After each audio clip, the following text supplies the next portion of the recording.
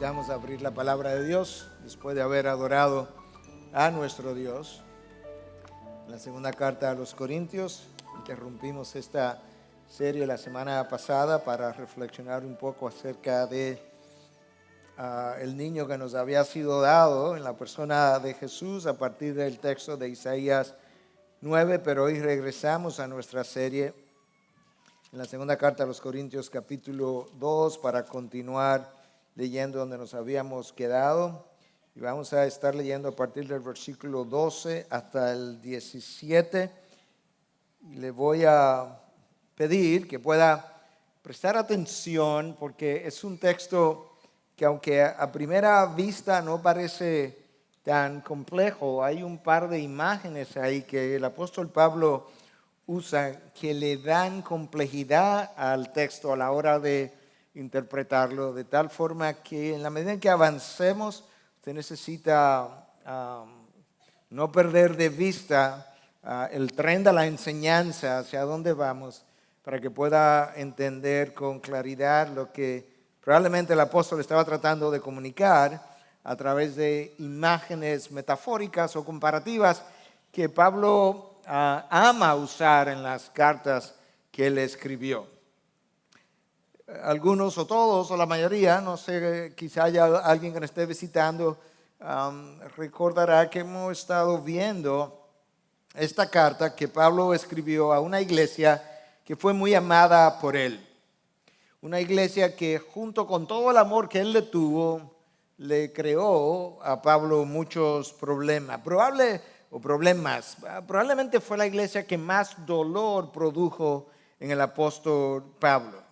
Y la razón básicamente se debió, aparte de su inmadurez y divisiones e inmoralidad sexual con la que él tuvo que lidiar para corregir la iglesia, que sin lugar a duda le produjo dolor. Lo que más dolor le produjo sobre todas esas cosas fue justamente que esta iglesia amada fue donde algunos se levantaron y cuestionaron sus motivaciones, sus intenciones, su carácter, su ministerio, y eso produjo un distanciamiento entre ellos y Pablo. Un distanciamiento que preocupó a Pablo, cargó a Pablo, de hecho le hizo perder su paz interior, como vamos a estar leyendo en el día de hoy.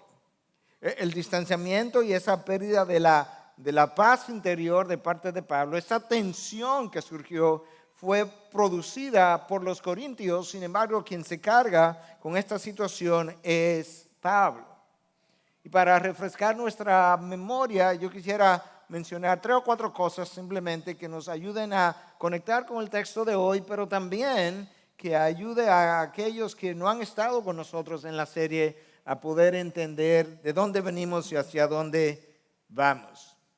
Pablo había hecho un primer viaje a la ciudad de Corinto.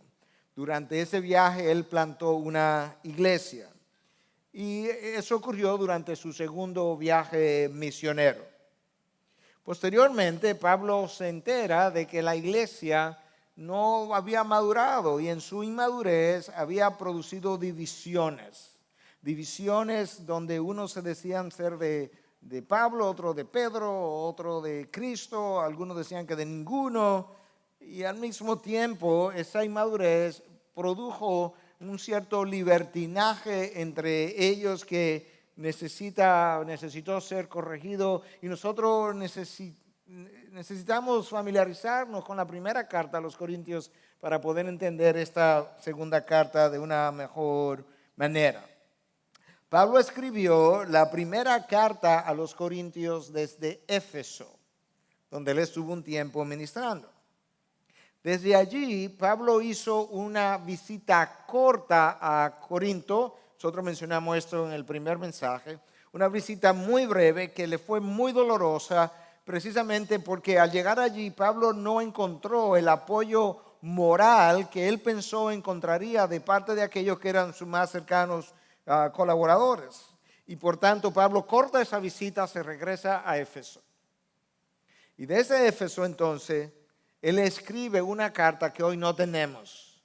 Es Es una carta que ha sido considerada como severa o confrontadora, donde Pablo aprovecha la oportunidad para hacer un par de cosas. Por un lado, confronta la inmadurez que estaba caracterizando a los corintios y por otro lado, confronta a alguien en particular, como vimos en el último mensaje con relación a esta carta, donde esa persona había logrado alborotar, si pudiéramos decir, el ánimo de otros al cuestionar la integridad de Pablo y al pensar que Pablo no era un ministro confiable, que hoy decía una cosa y mañana decía otra. Pablo pensó regresar a Corinto para confrontar esa situación, entendió por amor a ellos que esa otra visita iba a ser todavía más dolorosa y decide enviar esa carta a la cual yo me acabo de referir, con la intención y la esperanza de que esa carta produjera el arrepentimiento que él quería ver en ellos y luego la sanación de la relación Pablo-Iglesia de Corinto. La carta es enviada y aparentemente Pablo envió posteriormente a Tito a averiguar qué pasó con la carta. Averiguar de qué manera ellos habían reaccionado a la carta. A indagar si la carta había producido el resultado deseado, porque eso era lo que estaba cargando a Pablo, que esta situación no se resolvía y Pablo amaba tanto a esta gente que se sentía abrumado, como vamos a ver en un momento, y entonces él queda con Tito de juntarse en Troas. Troas era una ciudad, vamos a verlo en un momento, importante y un lugar como de encuentro por el lugar estratégico que ocupaba. Con esa introducción, entonces, yo quiero que tú puedas seguirme en la segunda carta a los Corintios, capítulo 2, a partir del versículo 12. Cuando llegué a Troas para predicar el Evangelio de Cristo y se me abrió una puerta en el Señor, escucha, se le abre una puerta en el Señor y sin embargo, escucha lo que sigue, no tuve reposo en mi espíritu al no encontrar a Tito, mi hermano. Despidiéndome pues de ellos, salí para Macedonia. Pero gracias a Dios que en Cristo siempre nos lleva en triunfo y que por medio de nosotros manifiesta en todo lugar la fragancia de su conocimiento, porque fragante aroma de Cristo somos para Dios entre los que se salvan y entre los que se pierden. Para unos, olor de muerte, para muerte, y para otros, olor de vida, para vida. Y para estas cosas, ¿quién está capacitado? Pues no somos como muchos que comercian con la palabra de Dios, sino que con sinceridad, como de parte de Dios y delante de Dios, hablamos en Cristo. Padre, gracias por la sinceridad del apóstol Pablo al escribir. Gracias por su compromiso con tu causa. Gracias por preservar esta carta para nosotros. Ilumina nuestro entendimiento, Dios, y permite que nosotros podamos ser nutridos en esta mañana por lo que el predicador tenga que exponer, pero cuida su exposición, de tal manera que él pueda reflejar la verdad aquí escrita, inspirada por tu Espíritu, a través del apóstol que vivió estos eventos 2000 años atrás. Ayúdanos a entenderlos para la gloria de tu nombre, en Cristo Jesús. Amén. Como mencioné, Pablo amaba a los corintios. Y sin embargo, fue la iglesia más problemática de todo su ministerio. Parecería que esta fue una de las iglesias más amadas por el apóstol. Parecería de esa manera.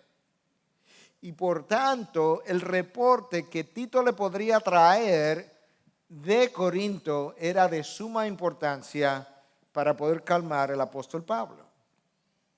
Si hay algo que yo aprecio de Pablo es que cuando tú lees sus cartas con detenimiento, tú casi puedes hacer, o sin el casi, tú puedes hacer una biografía de Pablo a partir de las cartas que él escribe a las iglesias, donde él no solamente revela los problemas de la iglesia y no solamente revela las instrucciones que él da a la iglesia, sino donde tú puedes también sentir el latir del corazón de Pablo, que, valga la redundancia, latía de diferentes maneras en diferentes ocasiones según el caso. A veces tú lees sus palabras y tú puedes sentir su pasión, su ánimo, su gozo, su espíritu de triunfo. Y otras veces tú te detienes a leer a Pablo y tú casi lloras con él. Yo no sé si usted ha tenido esa experiencia, pero no le miento si le digo que yo he tenido esa experiencia, donde tú puedes pausar, tú puedes detenerte, ponerte en sus sandalias, ponerte en la ocasión, en el momento, y tú casi puedes sentir el dolor de Pablo y llorar con él con frecuencia debido a los problemas interrelacionales de las iglesias y del daño que dichos problemas podrían causar, no tanto a él, sino a las ovejas de Cristo y al nombre de Cristo. Pablo parece sufrir en carne propia las inmadureces y las divisiones de las iglesias. Y tú puedes ver algo de eso en esta carta a los Corintios, donde todavía no hemos llegado, pero si tú avanzas, si tú haces como decimos en el lenguaje de computadora, un fast forward, si tú avanzas la carta y llegas al capítulo 11, tú lees estas palabras en el versículo 28. Además de tales cosas externas, estas presiones, estas persecuciones, está sobre mí, escucha la palabra, la presión cotidiana de la preocupación por todas las iglesias. Hay suficientes problemas afuera, hay suficiente persecución, hay suficiente odio hacia la fe cristiana. Aparte de esos problemas externos, todos los días, de una manera cotidiana, yo siento una presión. ¿Y qué es lo que te presiona, Pablo? Es la preocupación por todas las iglesias. Pablo no se preocupó tanto por una iglesia como la de Tesalónica, que fue una iglesia a la que él aplaudió tanto, que la consideró como modelo para las iglesias en toda Macedonia, en Acaya y aún más allá, pero sí se preocupó por iglesias como la de Corinto. Se sintió cargado, esta situación lo agobió, fue como una carga, una angustia, un peso, y por eso es que él llega a Troas, está esperando encontrarse con Tito, está esperando un reporte de parte de Tito. Dime cómo está la iglesia de Corinto, dime cómo reaccionó a mi carta. Tito no está ahí, él dice que él no tuvo paz. Esto es como el texto comienza a describir la experiencia de Pablo en Troas. Versículo 12, cuando llegué a Troas para predicar el evangelio de Cristo, y se me abrió una puerta en el Señor. Esto es, imagínate esta primera parte. Él llega a Troas, en Troas se le abre una puerta para predicar el evangelio, de manera que Pablo se siente afirmado. Si había algo que movía a Pablo, era el deseo de predicar el evangelio. Y Pablo no dice que él abrió una puerta, sino que se me abrió una puerta. Dios hizo esto. Dios estaba guiando a Pablo, al hombre que vivía consumido por predicar a Cristo en todos los lugares donde Pablo había estado, donde podía estar. Pablo había estado en Troas. Pablo había predicado el evangelio en Troas. Y sin embargo, Pablo volvió a Troas. Volvió a Troas a predicar el mismo evangelio que él había predicado anteriormente. Fue allí en Troas donde Pablo tuvo una visión, la primera vez que estuvo allí, de un varón macedónico que lo llamaba a que fuera y le ayudara en aquella región, y esa visión resultó ser extremadamente estratégica porque fue la visión que abrió el evangelio para toda Europa. Troas era un puerto de mar, era un puerto estratégico, era de hecho el puerto más importante en Misia, en el noroeste de Asia Menor, lo que es Turquía hoy. Tenía para esa época una buena cantidad de habitantes, 30 a 40 mil personas, fundada unos 300 años antes de Cristo. De manera que como puerto marítimo, en el lugar que estaba, era un lugar estratégico para la evangelización, y fue a partir de ahí justamente que Europa es evangelizada. Dios dirige los pasos de sus evangelistas, y en este caso Dios dirigió a Pablo en esa dirección, y Europa recibe las buenas nuevas justamente porque Dios llevó a Pablo hasta Troas. Pablo nunca llegó a ningún lugar con interés turístico. No sé si usted se percató de eso, pero en ningún sitio Pablo estaba tratando de ver cuál era el mejor resort del área. Pablo llegó a cada uno de los lugares que llegó con un único interés, y fue un interés evangelístico. Y en este caso Pablo dice, se me abrió una puerta. Es obvio quién la abrió. De manera que él es movido en la dirección de Troas a predicar el evangelio. Se le abre una puerta, pero él está esperando tener un encuentro en Troas que él no puede tener con su hermano Tito. Pablo hace uso de la puerta que Dios le ha abierto, pero no completamente. Hay algo en el texto que nos deja ver que a pesar de que Dios había orquestado esta oportunidad, Pablo no tuvo paz aún con la puerta abierta, como nosotros dijimos. Pablo fue un hombre dirigido por Dios. Pablo fue un hombre que continuamente veía la mano de Dios sobre él y no se movía por asuntos emocionales. Sin embargo, aquí hay algo que está cargando su alma y que nosotros vamos a poder ver de una mejor manera cuando hagamos de nuevo otro fast forward, otro avance en la carta y podamos ver qué pasó cuando él llegó a encontrar a Tito finalmente. Nosotros somos, dice la palabra de Dios, criaturas suyas hechas en Cristo Jesús para hacer buenas obras que Dios preparó de antemano para que anduviésemos en ellas, y de esa forma entonces Dios abre puertas.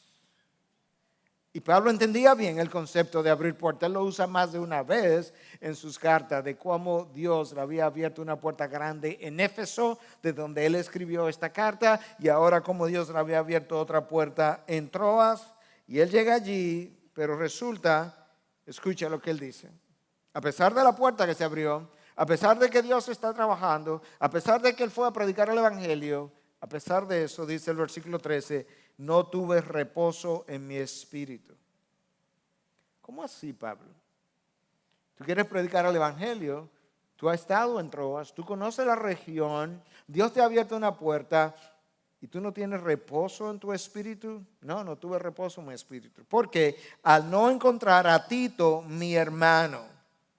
Entonces, ¿qué hiciste, Pablo? Despidiéndome pues de ellos, salí para Macedonia. No encontré a Tito. Tito y yo quedamos de juntarnos aquí. Tito me iba a traer un reporte de la iglesia de Corinto. Cuando no lo encontré, seguí para Macedonia porque quizás estaba en Macedonia. La gran mayoría de los académicos está de acuerdo en que Pablo no está tan preocupado si a Tito le pasó algo o no, sino que él no tenía el reporte que él estaba esperando encontrar en Troas. Al no encontrar el reporte que él estaba esperando en Troas, a pesar de tener una puerta abierta, Pablo dice, no tuve reposo y no me quedé. Con la puerta abierta, no me quedé, me fui a Macedonia. ¿Cuál era el afán de Pablo encontrar a Tito? Esto no lo estamos especulando. Cuando tú avanzas la carta, él nos deja ver cuál era su afán. ¿Por qué no se quedó Pablo en Troas y continuó hacia Macedonia a pesar de que la puerta estaba abierta?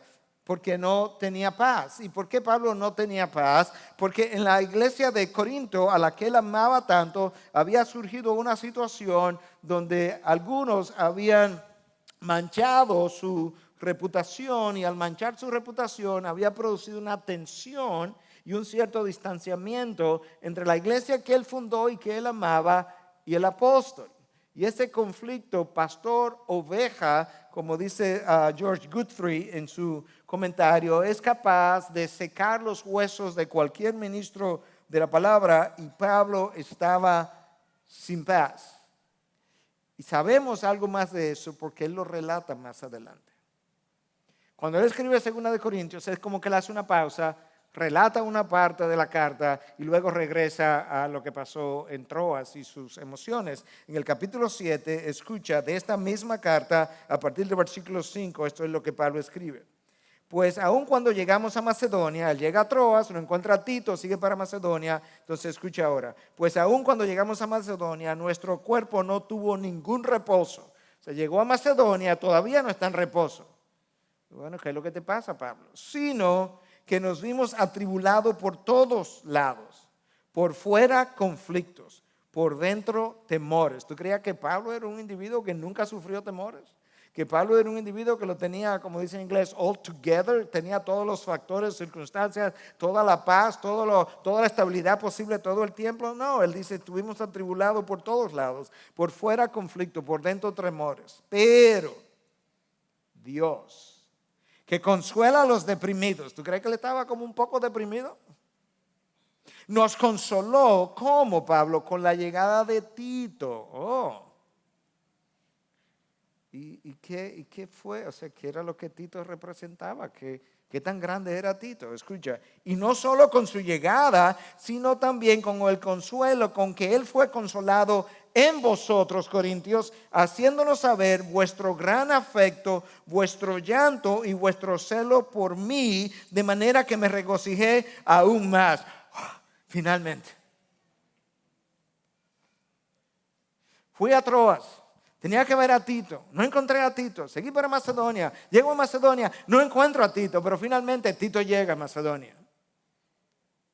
Y yo que estaba atribulado por fuera y por fuera conflicto, por dentro con temores, tengo una visitación de Dios, o tengo una bendición de parte de Dios, el que consuela a los deprimidos, y Dios nos consoló. ¿Y cómo nos consoló Dios? Dice Pablo, de dos maneras. Número uno, con la llegada de Tito. Era mi hermano, compañero de la evangelización, pero Dios también me consoló con el reporte que él trajo de parte de los corintios. ¿Y cuál fue el reporte que Tito trajo de parte de los corintios? Bueno, trajo vuestro gran afecto, vuestro llanto. La carta produjo el arrepentimiento. Tito me dijo que ustedes lloraron cuando leyeron la carta. Y vuestro celo por mí. Finalmente algo despertó en ellos. De manera que me regocijé aún más. ¿Te imaginas lo que debió haber representado para Pablo, que está rodeado de conflictos? La vida de Pablo parece un solo conflicto interminable.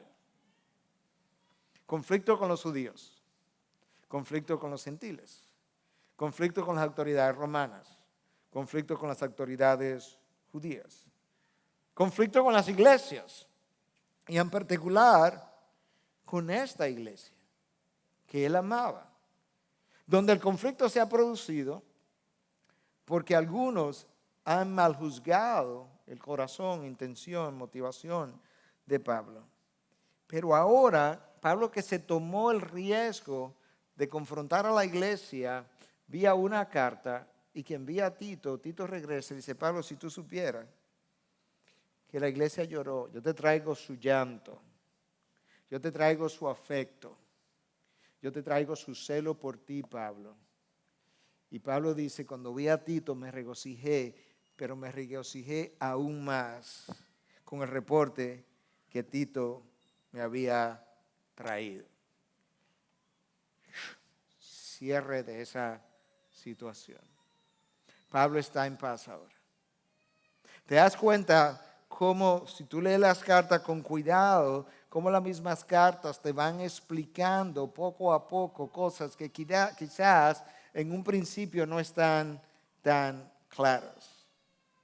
Y una vez Pablo como que nos ayuda a entender el conflicto y su cierre, entonces en la carta él le da un giro completamente distinto ahora a lo que él continúa redactando. Y esta es la parte que quizás comienza a complicarse un poco por las imágenes que Pablo usa y que han dado mucha agua a beber a muchos académicos tratando de entender a qué se estaba refiriendo Pablo. Pero lo que Pablo hace ahora es que, a pesar de relatar el conflicto con los corintios, a pesar de darnos a entender acerca de su dolor, de su llanto, de su preocupación, de su carga, Pablo quiere que nosotros entendamos cómo él ve su vida y su ministerio. Hasta ahí las cosas como que no iban bien. Hay un problema con los corintios. En Troas no puedo encontrar a Tito. Se me abre una puerta grande en Troas, pero no la puedo usar completamente. Sigo para Macedonia, llego a Macedonia, no encuentro a Tito inicialmente.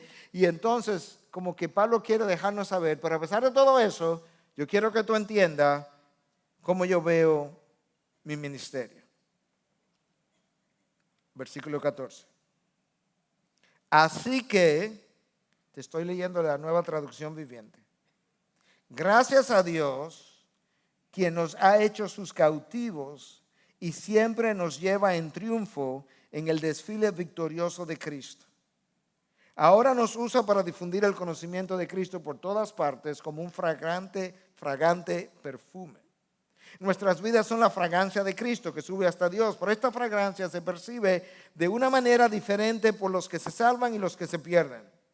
Para los que se pierden somos un espantoso olor de muerte y condenación, pero para aquellos que se salvan somos un perfume que da vida. ¿Y quién es la persona adecuada para semejante tarea? Lo primero que Pablo hace en esta parte del texto es, después que nos cuenta de su lucha con los corintios, es dar gracias a Dios.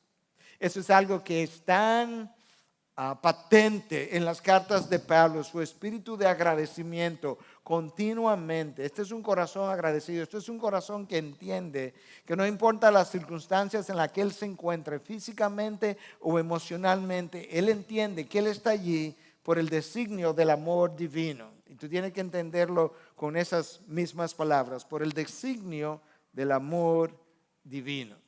Y por tanto, Pablo está agradecido, no importa la circunstancia en la que él se encuentra. Y él comienza a decir, gracias a Dios. Pablo nos deja ver que él está agradecido porque él está siendo llevado por Cristo. Eso es lo que el texto dice, quien nos ha hecho sus cautivos y siempre nos lleva. Es como si Pablo entendiera que una vez él fue tumbado al suelo, camino a Damasco, como que Cristo lo tomó de la mano y Cristo lo llevaba cautivo, dice Pablo en este texto, de la mano por las circunstancias, por los lugares donde él tuvo que ir a evangelizar y donde él pasó vicisitudes y dificultades. El evangelio avanzó contra viento y marea a través de un Pablo llevado de la mano por el Señor Jesús. Y él habla entonces de que Dios nos lleva en triunfo en el desfile victorioso de Cristo. Esa es la imagen que los académicos no acaban de entender completamente, de ponerse de acuerdo. Pablo habla de que Dios nos lleva en el desfile victorioso de Cristo. Es una metáfora, es una imagen de comparación. ¿A qué se está refiriendo Pablo? Parece que Pablo está pensando en el desfile de victoria del general romano. Cuando un general romano iba a la batalla, si esa batalla llenaba ciertas condiciones o esa victoria llenaba ciertas condiciones, a su regreso él era recibido con honores extraordinarios. Pero para que eso pudiera darse de esa manera y ese desfile pudiera ocurrir, tendría que ser una batalla donde el general hubiese estado presente en el campo de batalla, número uno. No podía estarla comandando desde lejos. Número dos, tenía que ser una batalla donde por lo menos 5,000 personas hubiesen perdido su vida del campo enemigo. Número tres, tenía que ser una batalla donde territorio hubiese sido agregado al Imperio Romano. Número cuatro, tenía que ser una batalla que hubiese puesto fin a la campaña bélica. Esta es la última batalla, aquí hay una derrota final. Y entonces, en esas condiciones, el general victorioso era traído a Roma y había todo un desfile para honrar a dicho general. Y ese desfile tenía un orden, de acuerdo a lo que describen los libros de historia de aquella época. En primer lugar, iban representantes del Senado. Luego iban entonces aquellos que tocaban trompetas, como anunciando la victoria que se había obtenido. Luego venían personas que cargaban objetos que representaban la victoria que se había obtenido del lugar que había sido conquistado. Cuando Jerusalén fue conquistada, objetos del templo fueron sacados y cargados y procesados, por así decirlo, o fueron en procesión también proclamando parte de esa victoria. Luego venían toros de color blanco que iban a ser sacrificados a Júpiter como parte del ritual de victoria. Luego los oficiales, príncipes, generales, enemigos que habían sido capturados y que venían encadenados. Luego los músicos. luego los sacerdotes echando incienso y finalmente el general romano en un pequeño carro de 2 ruedas que quizás usted ha visto en películas, tirado por 4 caballos, y entonces a ese general se le daba toda la honra. Muchos académicos, de hecho, quizá la mayoría hoy en día, entienden que Pablo tenía probablemente esa imagen, pero que la imagen que Pablo tiene es de Cristo como el general victorioso y él como un prisionero. Pablo mismo se llamó prisionero de Cristo. Pablo como un prisionero que ha sido tumbado al suelo, camino a Damasco, y donde él está siendo traído como prisionero de Cristo, que va camino al matadero, porque aquellos que venían como prisioneros, aunque eran parte de la procesión, terminaban siendo ejecutados al final del desfile, que es exactamente como Pablo termina. Pablo está siendo llevado por Cristo de la mano como prisionero de Cristo, que él mismo se calificó, pero para ir al matadero, para la gloria del evangelio del mismo Cristo. Y tú oyes eso y dices, pero ¿cómo es posible que ellos pudieran llegar a conclusiones como esta? Hasta que tú lees a Pablo mismo en la primera carta a los Corintios, en el capítulo 4, y tú dices, eso como que tiene sentido. Escucha lo que Pablo dice en 1 Corintios 4, versículo 9, y luego del 11 al 13. Porque pienso que Dios nos ha exhibido a nosotros, nos ha exhibido como un desfile, los apóstoles en último lugar, como en la procesión que los prisioneros venían de los últimos, como a sentenciados a muerte. Porque hemos llegado a ser un espectáculo para el mundo, eso suena como un desfile, tanto para los ángeles como para los hombres. Hasta el momento presente pasamos hambre y sed, andamos mal vestidos, somos maltratados y no tenemos dónde vivir. Nos agotamos trabajando con nuestras propias manos. Cuando nos ultrajan, bendecimos. Cuando somos perseguidos, lo soportamos. Cuando nos difaman, tratamos de reconciliar. Escucha ahora, hemos llegado a ser hasta ahora la escoria del mundo, el desecho de todo. Parece ser, dice Pablo, quien se llamaba a sí mismo prisionero de Cristo, que Dios nos ha puesto como en el último lugar de la procesión y nos ha estado exhibiendo ante los hombres y ante los ángeles, dice Pablo incluso. Hasta tal punto que nosotros, después de haber trabajado, de habernos agotado, después de haber sido ultrajados, cuando nos ultrajaban, bendijimos a aquellos que nos ultrajaron, cuando nos persiguieron, los soportamos, cuando nos difamaron, tratamos de reconciliar, y hemos llegado a ser la basura del mundo, la escoria del mundo, el desecho de todos. Si tú piensas en esas palabras, pues tiene sentido que probablemente al escribir la segunda carta, porque esa es la misma iglesia que le está escribiendo, Pablo está pensando en ese general victorioso, Cristo como el victorioso y él como prisionero de Cristo siendo exhibido en frente de todos, camino al matadero para honrar a Cristo. Pero ahora, dice Pablo, Dios nos usa para difundir el conocimiento de Cristo por todas partes como un fragante perfume o un aroma, como dice la Biblia de las Américas y que leímos al principio. El conocimiento de Cristo es el aroma del apóstol. El conocimiento de Cristo, el aroma del apóstol, es lo que Pablo está difundiendo cuando predicaba el Evangelio. Cristo y su mensaje son el aroma de Pablo, pero a la vez, cuando Pablo predica ese mensaje predicado es el aroma de aquellos que escuchan la predicación. Escucha cómo Pablo continúa el texto. Nuestras vidas son la fragancia de Cristo que suben hasta Dios. El conocimiento de Cristo es la fragancia de Pablo, pero nuestras vidas, dice Pablo, son el aroma que suben hasta Dios. Tú puedes ver entonces de qué manera se da una cosa y luego la otra. Cristo, su mensaje, es mi aroma, dice Pablo. Ese es el aroma del conocimiento que yo estoy esparciendo. Pero ahora nuestras vidas En la medida en que yo he vivido ese mensaje, nuestras vidas son la fragancia de Cristo que sube hasta Dios. El predicador predica el mensaje, pero luego cuando él vive el mensaje, él se convierte en una fragancia que complace a Dios. De ahí es que Pablo le dice a los romanos en el capítulo 12 que nosotros debiéramos ofrecer nuestros cuerpos como sacrificio vivo y santo a Dios y agradable a nuestro Dios. Ahora Pablo dice, nuestras vidas, cuando son ofrecidas de esa manera como sacrificio vivo, santo y agradable a Dios, resulta que suben hasta Dios como una fragancia o como un aroma. Dios se complace en nosotros. Pero en la medida en que Pablo evangeliza y esparce el conocimiento de Cristo, ese conocimiento es aromático, pero ese aroma o esa fragancia es percibida de manera distinta por aquellos que reciben el Evangelio y por aquellos que rechazan el Evangelio. Versículo 15, segunda parte.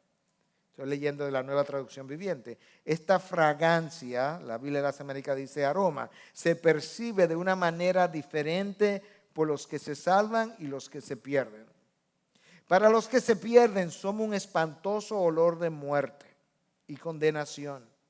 Pero para aquellos que se salvan somos un perfume que da vida.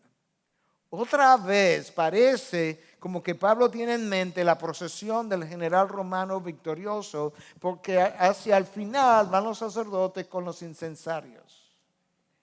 Y ese incienso, para los que iban delante cautivos, representaba o recordaba algo, y para los que venían detrás, el general victorioso representaba otra cosa. Para los que iban delante, como derrotados, el incienso les recordaba la muerte hacia la cual estaban caminando. Pero el mismo incienso para el que venía atrás, el general victorioso, era recordatorio de la gran honra por la cual él estaba siendo traído delante de todos.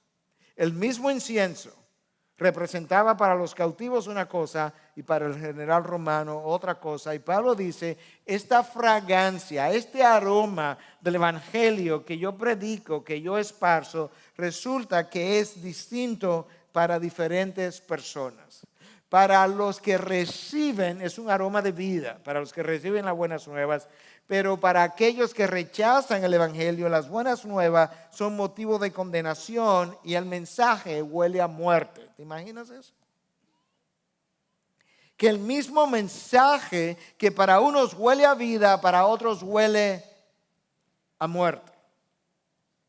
De hecho, Pedro en su primera carta usa un lenguaje distinto para ayudarnos a entender la misma cosa.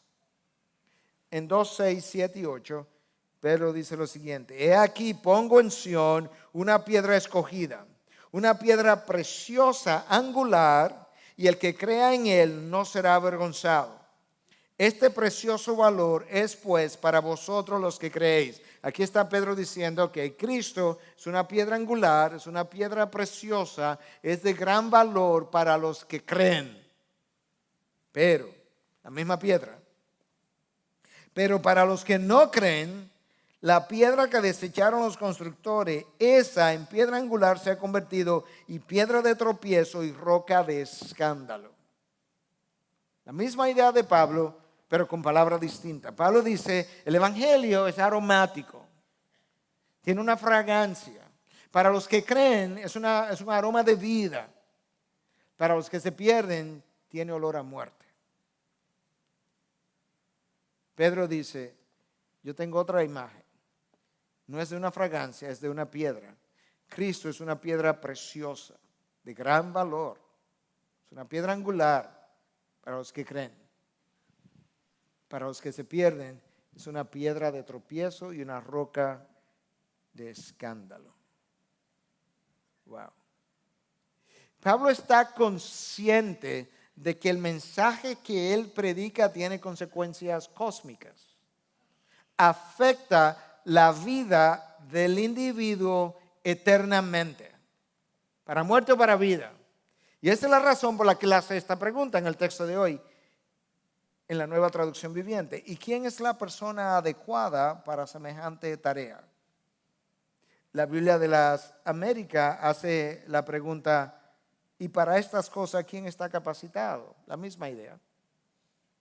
Nadie. ¿Qué mortal es digno de predicar un evangelio eterno? ¿Quién? Respuesta, nadie. ¿Quién es digno de predicar un evangelio escrito con la sangre de la segunda persona de la Trinidad hecho hombre? Nadie. ¿Quién es digno y suficiente para predicar un evangelio santo, sagrado, a través de labios impuros? Nadie. ¿Quién es digno de predicar un evangelio dador de vida que levanta a personas muertas en delitos y pecados, que los levanta de su mortandad espiritual? ¿Quién es digno de predicar un evangelio tan preciado, tan precioso, tan poderoso como este? Nadie. Pablo mismo se responde en el próximo capítulo de esta carta, en 3:5, él dice, no que seamos suficientes en nosotros mismos para pensar que cosa alguna procede de nosotros, no, sino que nuestra suficiencia es de Dios. ¿Quién es digno? Nadie. ¿Quién es suficiente? Nadie. ¿Quién está capacitado? Nadie. Nadie que piense que yo pienso que yo soy capacitado, que yo soy suficiente. No, nuestra suficiencia proviene de Dios. De nadie más. Finalmente Pablo cierra este texto de la palabra en el versículo 17. Un texto tan apropiado para la iglesia de hoy. Pues no somos como muchos que comercian con la palabra de Dios. El evangelio de la prosperidad no es nuevo. No somos como muchos que comercian con la palabra de Dios, sino que con sinceridad, Corintios, aquellos, ¿verdad?, que habían hablado mal de Pablo y habían juzgado sus intenciones con sinceridad, como de parte de Dios y delante de Dios hablamos en Cristo. Como de parte de Dios y delante de Dios. ¡Wow! ¿Qué frase es esa? Pablo comienza diciendo, hey Corintios, yo no soy como otros predicadores que andan predicando para llenar sus bolsillos. De hecho, yo ni salario he recibido de nadie. No porque yo no tenga el derecho. Pablo mismo reconoce y defiende el derecho que tiene un ministro de la palabra de vivir de la predicación de la palabra. Pero dice, pero en mi caso, para evitar justamente esto que ha ocurrido, yo no he recibido remuneración de parte de nadie y ahora yo estoy dispuesto, listo para decir, nosotros no somos como aquellos que comercian con la palabra de Dios, que se han enriquecido a partir de ella, rascando oído de aquello que quieren escuchar. No. La razón por la que yo no soy de esos es porque yo entiendo, dice Pablo, tan seriamente lo que es predicar el evangelio. Predicar el evangelio no es profesar verdades. Predicar el evangelio es hablar de parte de Dios y delante de Dios. Yo he sido comisionado por Dios. A mí se me han entregado un evangelio que viene de Dios. Yo tengo una autoridad delegada por parte de Dios. De manera que nosotros hablamos como parte de Dios. Yo no soy como otros que comercian con la palabra, que predican sin haber sido llamados, que predican sin tener el don de la predicación o de la enseñanza, que predican sin haber sido comisionados por Dios. Yo no soy de esos, yo soy de estos otros que hablan de parte de Dios, enviado por Dios, bajo la unción de Dios, bajo la dirección de Dios, y hablamos entonces, como es de parte de Él, hablamos delante de Él. No es tanto delante de los hombres, nosotros hablamos delante de Dios. Pablo sabe que Dios es el testigo universal de todos los hombres. Dios es el testigo universal de cada palabra que nosotros pronunciamos. Yo me imagino que Pablo tiene en su memoria las palabras de Cristo cuando dice que daríamos cuenta de toda palabra ociosa que haya salido de nuestros labios. Y Pablo dice, nosotros hablamos de parte de Dios y delante de Dios, el juez de todos nosotros. Wow. Pablo podía hablar a los hombres, pero lo hacía delante de Dios. Pablo podía predicar el evangelio para la salvación de los hombres, pero lo hacía de parte de Dios.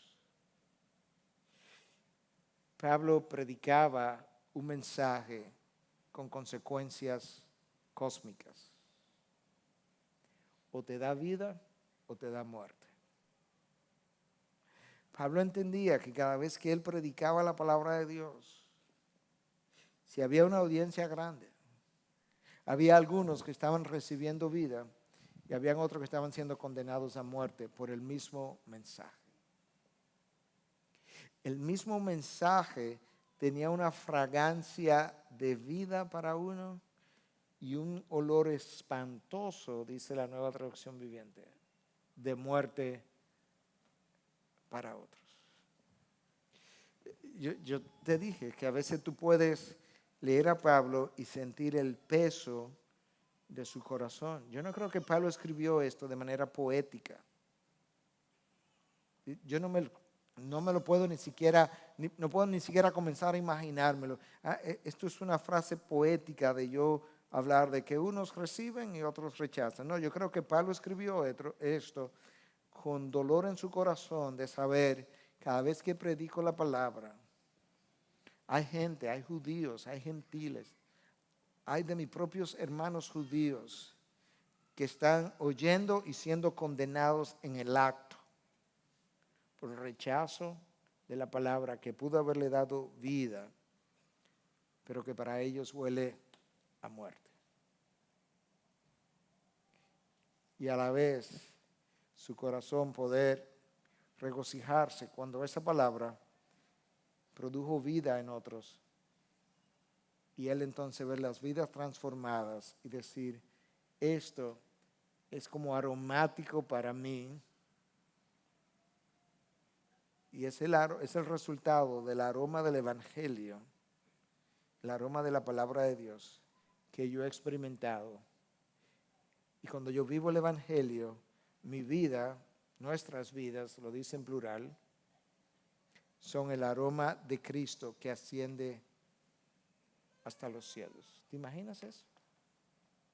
¿Te imaginas que tu vida viviendo el evangelio es definida por Dios como una fragancia que asciende hasta su presencia, trayendo complacencia a su nombre? ¿Dónde tú estás hoy? El evangelio que has escuchado de alguna forma, que el Espíritu de Dios ha iluminado en tu mente y en tu corazón hoy, ¿a qué te ha olido en esta mañana? ¿A vida o a muerte? El evangelio que hemos recibido, que hemos abrazado, ¿lo estamos viviendo? Y si lo estamos viviendo, tú tienes la garantía de que tu vida es un aroma grata a tu Dios. Y si no hay algo discordante entre la fragancia de las buenas nuevas que conoces y que te dieron vida y tu vida misma.